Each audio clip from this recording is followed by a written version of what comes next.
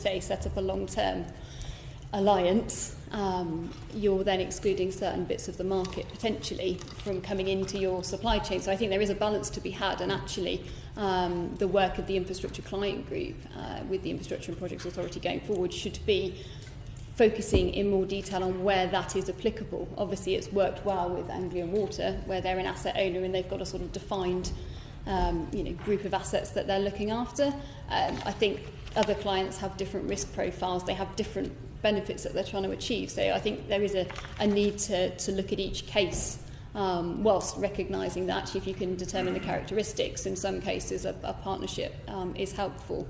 There is, specifically at the moment some interesting tension occurring in government around how it procures with the establishment of the government commercial function and Crown Commercial Services. So historically government arm's length bodies would have procured their own works. Actually now there is starting to become a sort of centralised procurement directorate which is establishing these long-term frameworks that government departments can then use to buy services and construction works through. And I think that is quite an interesting development and actually would warrant sort of further unpicking around some of the accounting rules. So, for example, if you are a permanent secretary in a department, you are accountable for your delivery and your financials, but actually if your procurement is being run elsewhere out of Cabinet Office, actually how do you square that circle? So I think that raises some quite interesting governance challenges if you are looking at centralising procurement and potentially taking it away from the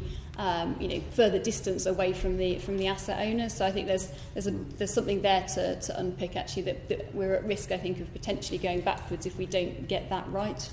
And what you do really in the market is, where that is sort of playing out internally in government, is you see quite a lot of frameworks that don't seem to have a good programme of work behind them, because you have a framework established that doesn't really have the backing of the government department to then put work through it, which again damages the reputation of government as a procurer with industry, because you'll spend a lot of money bidding to get onto a framework and then find out actually there aren't anywhere near the levels of work that you anticipated coming through it.